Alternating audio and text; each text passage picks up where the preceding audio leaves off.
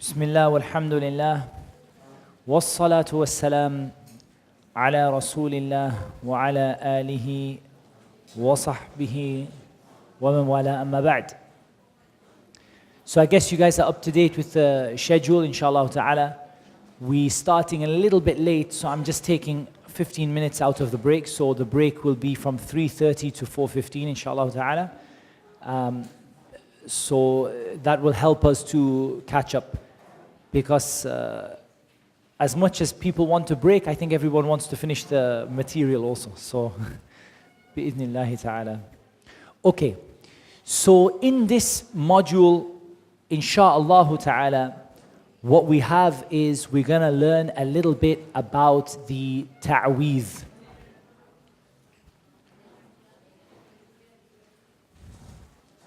Why are we learning about the ta'weez? These little contracts and pieces of paper, and people have the things tied around their necks. What is the purpose of learning about them? We want to learn about them. We want to learn about them so that we can explain to people why they are wrong. And we can convince people why they are wrong. So I'm going to show you some videos and some stuff like that and some pictures and things. But just to begin with, I've just opened Sheikh Adil's presentation that he uses to explain the ta'weez, and I'm just going to go through certain elements of it. I'm not going to go through all of it, but I'm just going to go through certain things, inshallah ta'ala. So I wanted to start from my own notes about the history of magic.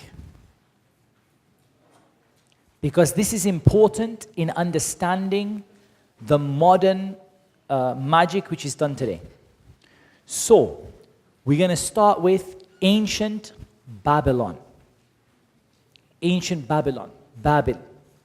So it's an ancient city which exists on the Euphrates River in Iraq. And it was inhabited by the Neo-Babylonians. They were known for astrology. Astrology. So they were known for believing that the stars affect you.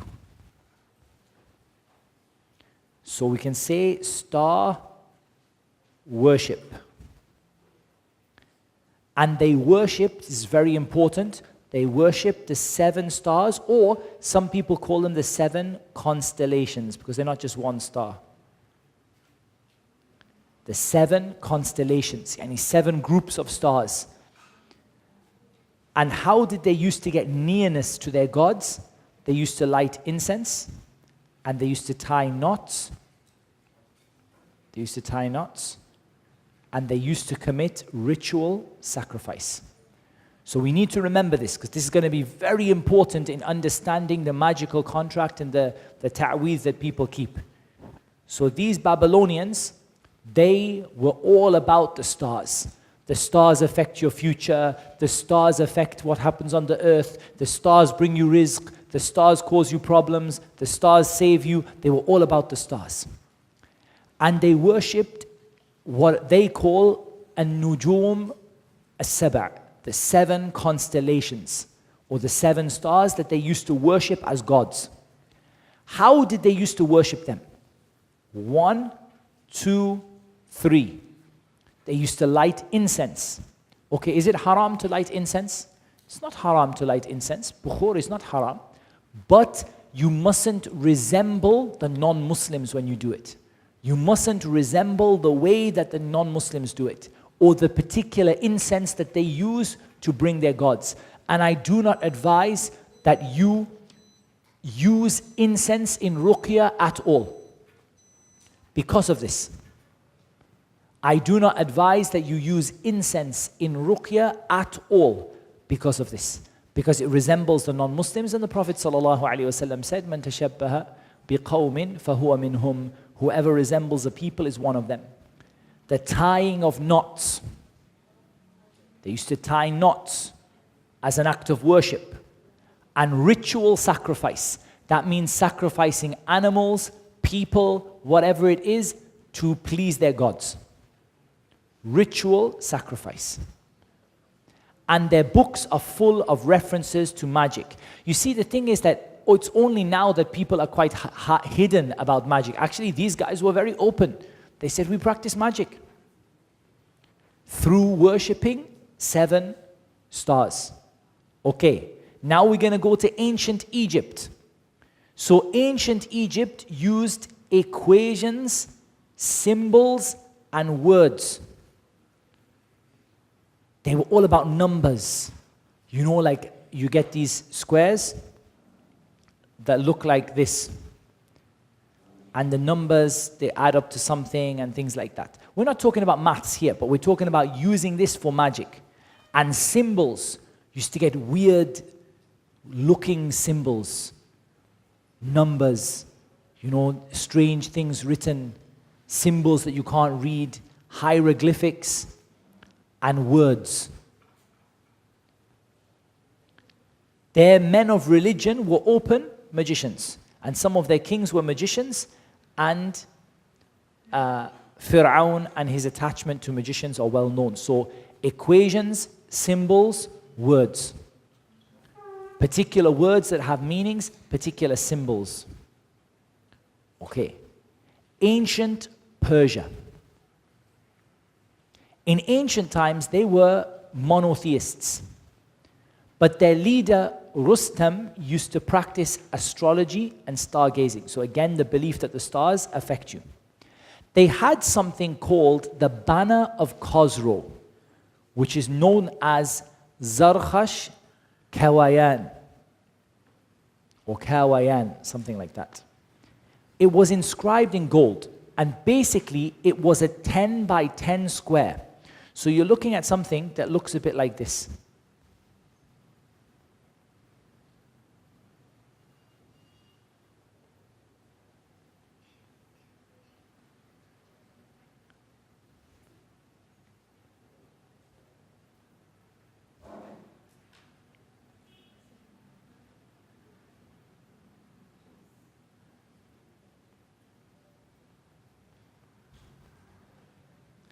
It looks a bit like this. And in each one of them, there are numbers, letters, symbols, and so on. This Zarkhash Kawayan, what is the purpose behind these symbols? What do they mean? Each symbol would be written at a time of the zodiac. So you know you have the different constellations and the stars and the zodiac, and you have like Gemini and Sagittarius and all of these different things. And they read horoscopes and things like that. In certain times of the day and certain times of the night and certain positions of the stars, they would write a letter. Then they would wait. And at a certain time, they would write a number. Each one of those is done by the command of the shaitan, in order to please the shaitan and to worship the stars and to disbelieve in Allah Azza wa Jal. وَتَجَعَلُونَ رِزْقَكُمْ أَنَّكُمْ تُكَذِّبُونَ.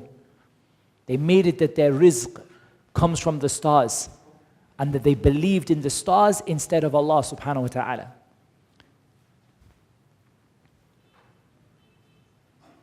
I read a forum where magicians post information. And the magicians are terrified of this 10 by 10 square. It's 10 by 10, any 100 squares. They're terrified of it. They said, if you write it, and if you don't obey those jinn, the jinn will possess you and destroy you. And they were giving the impression that you can die by writing it. That's how much they are scared of it. And that's why it's very rare you see it. You rarely see 10 by 10. You usually see, most of the time, you will see 3 by 3. 3 by 3. And often these will add up to 15 on each corner. This way, this way, this way, this way, this way, this way, this way will add up to 15. But this 10 by 10, you rarely see it because the magicians are terrified of it. The banner of Khosrow was ripped up by the people who fought in the battle of Al-Qadisiyah. Some of the Sahaba radiallahu anhum and the tabi'een who fought during the time of Umar in the battle of Al-Qadisiyah, they destroyed this 10 by 10 square. So it obviously wasn't powerful. Inna kayda shaitani kana dha'ifa. It wasn't powerful. But the magicians are terrified of it. Okay. What about in the time of Islam? Yani what we mean here is post-Islam. After the coming of the Prophet Muhammad sallallahu alaihi wasallam. What we find is they took everything from the previous people. They took letters. They took numbers. They took symbols. And they took astrological signs, like the signs of the zodiac and certain stars and things like this. So you're going to get letters. Alif, alif, alif, ba, jim, jim, like that. You're going to get numbers like 3, 8, 1. You're going to get symbols like you could get these pentagram type star things that I can't draw. And you get like strange symbols like circles, and inside the circle is written Iblis, and outside of the circle is written Allah, and all of the things that these people do, these kind of symbols that you get. And astrological signs. So you get ones that look like, for example, like this, and you have some funny like signs that refer to the stars. That refer to the stars. طيب. But they did something that has to be there. And I want you all to understand this. They added the Quran. Why ever would these magicians put the Quran among these devilish symbols? For 2 reasons. Number 1, to fool the Muslims into believing that these symbols bring them near to Allah. And the second thing is to disgrace the Quran. So they have written evil names of the devils in circles, and inside of that they've written the Quran, like the devils are surrounding the Quran and the devils are destroying the Quran. Or they draw the Quran outside of the circle, meaning that inside of the circle the devils are protected from the Quran, and so on. They use the Quran in their magic. And they don't need to change a lot. Even 1 letter is enough. What's the proof? وَإِذْ قُلْنَا ادْخُلُوا هَذِهِ الْقَرْيَةَ فَكُلُوا مِنْهَا حَيْثُ شِئْتُمْ رَغَدًا وَادْخُلُوا الْبَابَ سُجَّدًا وَقُولُوا حِطَّةٌ نَغْفِرْ لَكُمْ خَطَايَاكُمْ وَسَنَزِيدُ الْمُحْسِنِينَ. They were told to say, Hitta. Hitta, wipe away my sins. What did they say instead? فَبَدَّلَ الَّذِينَ ظَلَمُوا قَوْلًا غَيْرَ الَّذِي قِيلَ لَهُمْ. They changed Hitta to Hinta. They changed Hitta to Hinta. 1 letter. And Allah Azza wa Jal sent them a punishment from the sky because of this. Because they changed Hitta into Hinta. This is a big issue. That means this ta'weed you're looking at here, it only needs to have 1 single letter which is different for it to be a helper for the shaitan. So it's something serious. Okay, so now let's have a look through the Sheikh's presentation and we take what we need, inshallah ta'ala, from the Sheikh's presentation. If you want to have a look at some of the Egyptian magic, hieroglyphics and things like that, they have these hieroglyphic codes. The people of Babylon, this is something the Sheikh brought regarding those people, and the ancient people of Persia. I don't know if I did have somewhere, let me see if I still have it. I did have an example of a big square.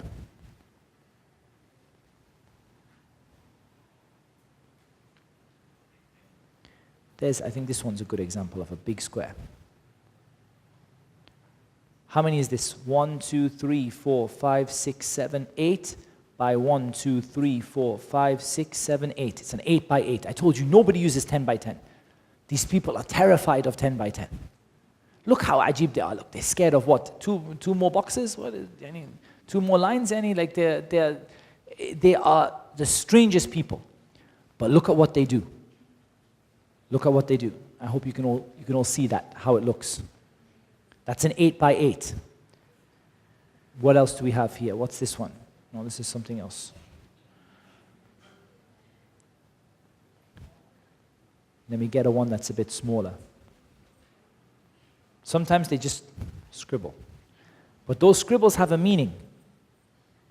And we're gonna cover some of it, inshallah ta'ala.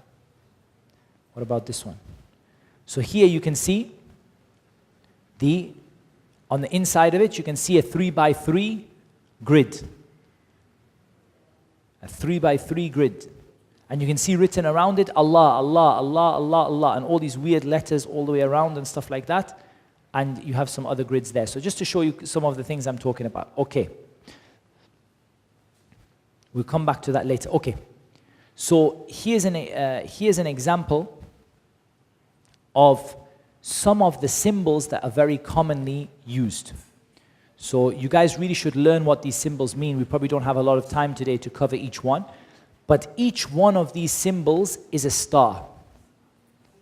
Each one of these symbols is a star or a constellation from the people of Babylon. Each one of these is a star. And these people, what they believe is that each one of these stars has a devil, or they call it a spirit, that you worship for this star. Yani there's a shaitan for every star. And they call this At-Talsam As-Sulaymani, the Sulayman's magic. And this is usually done for protection. Usually. So it's seeking help from the shaitan for protection. وَمَا كَفَرَ سُلَيْمَانَ وَلَكِنَّ الشَّيَاطِينَ كَفَرُوا. Okay. We want to show you a few more points, inshallah ta'ala. This is a different set of alphabets, symbolic alphabets, but here you can see these are letters. You can actually learn to read these. These are actually abjad. They're a kind of abjad letters. And here you have these broken words. Remember, like the people of Persia and the people of like the people of Persia used to write these broken letters, which don't have any meaning, but they have a meaning to the shaitan.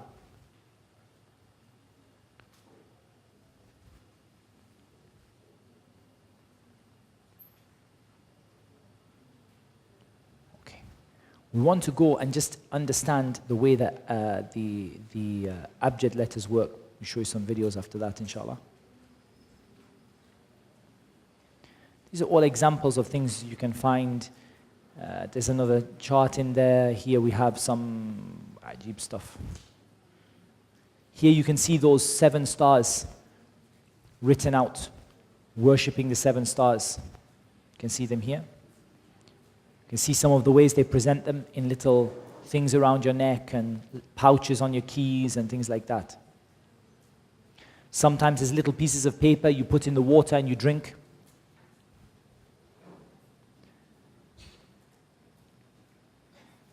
Okay, what do you see here? You see a grid which is 3 by 3. It's a 3 by 3 grid, okay? And all of the numbers that are done here have a particular purpose. They have a particular purpose. But here, do you see? This is the name of the person. The name of the person it was done to. So you have these kind of things in there. And sometimes they add up and sometimes they don't. Sometimes they come with bukhur. You see these 7 stars again, worshipping the 7 stars. And you see here the incense. Who used to use the incense? Which country used to use the incense? Babylon, Egypt, or Persia?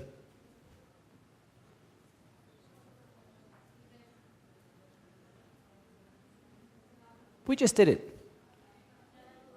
Babylon. Babylon. Okay. And sometimes these things are really long. Like look at the length of this one. You can't even read the letters on it, it's so long. And sometimes they come in water like this. But what we want to cover is sewn into clothing, sewn into abayat. This is the modern version of the knot. If you don't want to have a knot, buy a padlock. Sometimes they're engraved on a ring. I think this is the ring, they call it Sulaiman's ring. وَمَا كَفَرَ سُلَيْمَانُ وَلَكِنَّ الشَّيَاطِينَ كَفَرُوا. And we're going to talk about why that's tied to a bird later on. This one smeared in blood. Karamakumullah. Okay. We're going to get to this in a moment. Now, what I need is, I want the alphabet first. And then we can try and understand more. Okay. This is what we're going to do first. Then we're going to go back to some stuff. So, this is a very simple abjad alphabet. It's called abjad. Why is it called abjad? Read the first 4 letters. Abjad, hawiz, hutti, kallim. The first 4 letters are abjad. So it's called the abjad alphabet. And the magicians love this. Each letter has a numeric code. So alif equates, or hamza, they don't distinguish, equates to the number 1. And for example, waw equates to the number 6. And ta equates to the number 9. And dhal to the number 700. And so on. So they often use this when making up their ta'weez, when making up their signs. You see these letters and numbers. Sometimes they're this alphabet. There's a variation of the abjad alphabet which looks like this. These are the ones we saw before, the funny scribbles. That here, ta is 9, and it's also this kind of pointy thing. And noon is 50, and it's also this umbrella thing that looks a bit like an umbrella. So this is called al-qalam al-rawhani. Yani it's the slate of the spirits or something like that, they call this thing. Okay. Here's an example of a real ta'weez. And if we had a little bit more time, or next time when we have a little bit more time, or even at home, you can actually decode this. You can actually go to this alphabet here, and you can actually decode it. Now, I'm going to say something to you. I don't recommend that you spend a lot of time learning how to decode these things. Because to be honest with you, there are so many little variations, and the magicians just sometimes they write things just to please the shaitan, that you just end up spending a long time with something that doesn't bring a lot of benefit. But sometimes certain things you can decode just to show the people that what it actually says. So this is actually supposed to be Surah Yasin. But actually what you will find is you'll find that this here is a totally different message. This part here. And it's written to attack the surah and to attack, to disgrace the Quran. And you can decode it, inshallah ta'ala, later on. It's just this alphabet here. You can decode it later on, inshallah ta'ala. We'll give you the notes. One of the most common grids that you will see is this one here. This is very common, you see it. With these numbers in. 294, 753, 618. All of them add up to 15. Or they're supposed to. And if you use the alphabet to translate them here, then what you end up with is this. Ba, ta, dal, za, ha, jim, waw, alif, ha. And that spells 3 of the names of the shayateen. They read them like this. And sometimes if they can't read and write, they mention these names. Like they'll say, badal, badal, like this, and they'll blow. And they mention the names of the shaitan if they don't read and write for whatever reason. But these are 3 of the names of the shayateen. And they write them in order to get near to the shaitan and to worship the shaitan, wal-iyadhu billah. So what you can see here is, you can see here that what they believe it does and things like that. But here you can see that they're going from numbers into letters. And these numbers could be written in any language. They could be written in your own script, they could be written in English, they could be written in Arabic, they could be like this. They could be in any way, a different way. And sometimes they add up to different numbers. But this one, they use it for a particular purpose. They usually use this one to harm, to push away, to break things up. To break up. وَمَا هُمْ بِضَارِّينَ بِهِ مِنْ أَحَدٍ إِلَّا بِإِذْنِ اللَّهِ. They don't harm anyone except by the permission of Allah Azza wa Jal. Okay, what about these ones that they use to protect them? These 7 stars of Babylon. Again, each one of them has a associated letter. And it looks a bit like this. It's very strange. But basically, it again spells, each star spells the name of a shaitan. And I can't even pronounce these names, but there's Lat Hatil, Hat Hatil, Hat Yatil, Hat Batil, Ha Hatil, and Hat Latil and Khatatil, or something like that. And they say those names. So when they don't write, they'll say Lat Hatil, like this. And they blow over the knots and they tie the knots. How many knots they're going to tie? 7 knots here, usually. They have their, Allahumma musta'an, they have their ways. And with them, every letter and every number has an intention. Every letter and every number has an intention. So the Sheikh is going to show examples of the numbers and what they do. But they have different numbers of knots, and they have different purposes behind them. This one is like the one that was done to the Prophet sallallahu alaihi wasallam. This one here is 11 knots, or the comb is broken into 11 pieces, mishtun wa mishata, into 11 pieces, and the hair, you can see the hair there, and it's smeared usually with the pollen of a male date palm.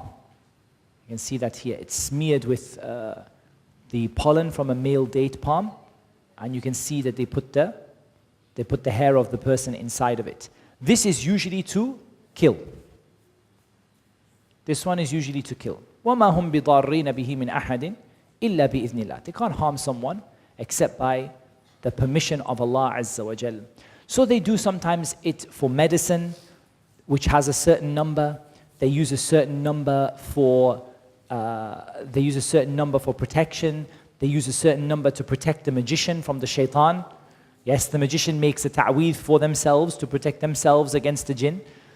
And they use a certain number to heal and a certain number to harm. So generally, what we can say is we have 15, 11, 15 could also be 9 or 15. We have 11, we have 7, and we have 2 others. But these, I think these ones are the most important, 3 and 5 or different ones. But these are the most important. 7 is usually all to do with protection and, bringing people together and, love and stuff like that. 11, this is usually the one which is the nastiest one. This is like death and destruction. For us, it doesn't make any difference, because for us, in the first place, they will not harm anyone except by the permission of Allah. But we want you to understand roughly why it was done. And 9 or 15, usually to harm or to break up or to, destroy, death, destruction, and ruin. So these are the different types that they do. And you can see them in many different forms. Many, many different forms. And they'll always involve the Quran in some way or another.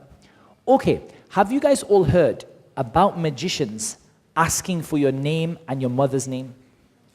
I guess many of you have heard about that. So what do they do when they ask for your name and your mother's name? One of the things they do is they try to tie the shaitan to you. They try to, tie the shaitan. And what they do is they use this alphabet. They use this alphabet to calculate a value for you. And it's quite complicated. I don't want to go into too much detail. I've gone into it in other videos where I explained it in a lot of detail. Maybe we could do it another time in some detail. But what they do is they take your name.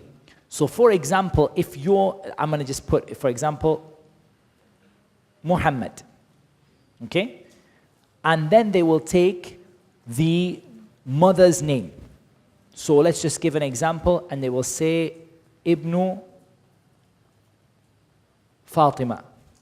Why do they take the mother's name?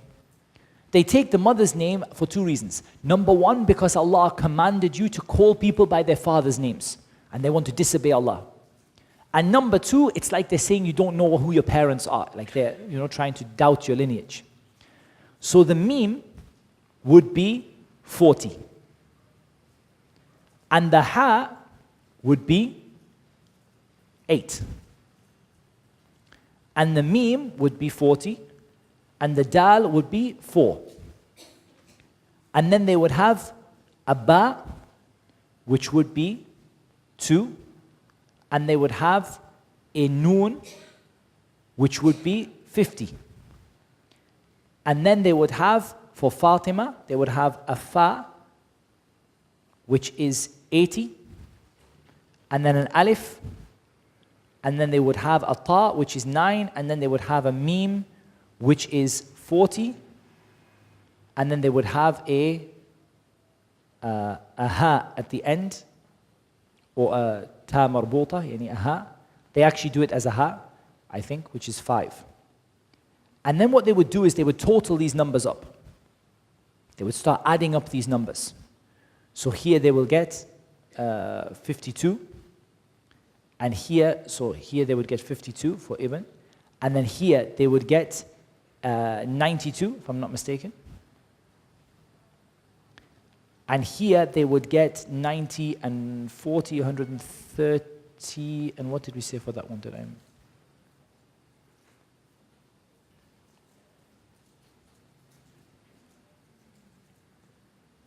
It was supposed to be a 5, I think. So you get 90 and 135 or something like that. In any case, the numbers don't matter because it doesn't really interest us. But then they will add these all up and they will give you a total. Yeah, they like maths. They will add these all up and they will give you a total. They will keep on dividing the total. They will keep on dividing the total and dividing the total. So if they had 135, usually they will keep dividing it until they end up with a number between 1 and 12. Okay, what are they going to do with that number between 1 and 12? This is what they're going to do. What is this? These are star signs. And basically what they're going to do is they are going to put you into a star sign based on the number that comes out of your name and your mother's name. So they take your name, your mother's name, they make a total, they keep dividing the total usually by 12, until they end up with a number between 1 and 12. When they end up with a number between 1 and 12, what they're going to do is they're going to put you either here, or here, or here, or here. And then they're going to look at what element of the earth your name matches. And there are 4 elements which they have, which are fire, water, air, and earth. Okay, what do you think they're going to do with that? They're going to tailor your ta'weed to match the element that matches your name and your mother's name. So if they find that you're a fire person and they want to do magic on you, they may do burnable magic. They'll do the magic and they'll burn it, and they'll burn it with incense, and they'll say the names of the shaitan over it in order to trap the shaitan inside. They'll use fire.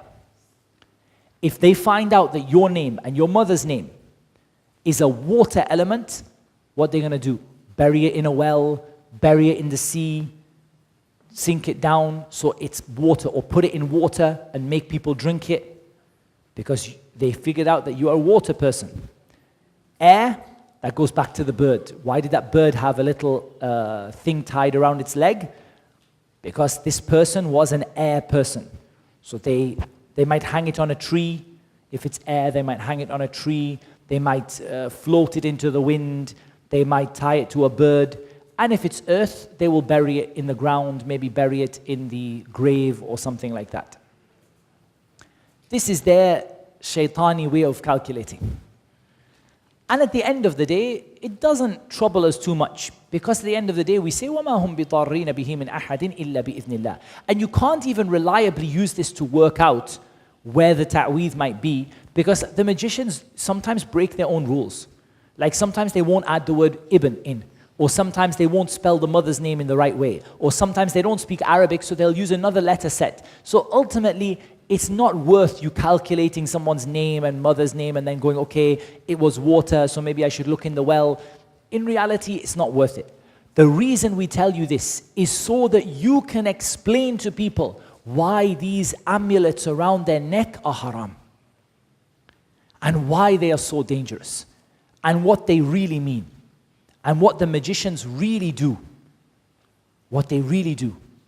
So you see them doing these things, and you see them doing these calculations in order to harm the person, and in order to make the magic stronger and tie the jinn more. If they didn't do this, what might happen is the magic may not take full effect. Or what might happen is the person may get some of the magic but not all of it. Or the person may, like the exact effect that they wanted may not happen. In any case, it may not happen because it's by the permission of Allah.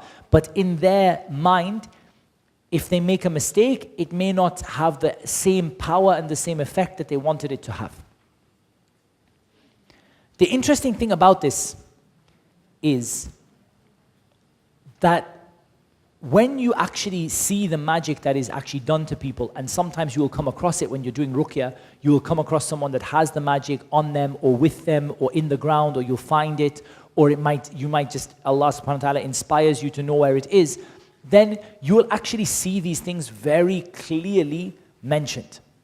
And I think now is a good time, inshallah it's a good time, to show you some small videos. I'm going to show you some from the UK. These videos were taken in a museum that is dedicated to magic. Okay? So the best thing about this is you didn't have to dig them out of a grave and they're not covered in blood. You could just go to the museum and take a picture. So they're nice and clear, that's why. The ones that the Sheikh sent me are a bit sort of blurry and stuff like that. So, first of all, I'm going to show you this one.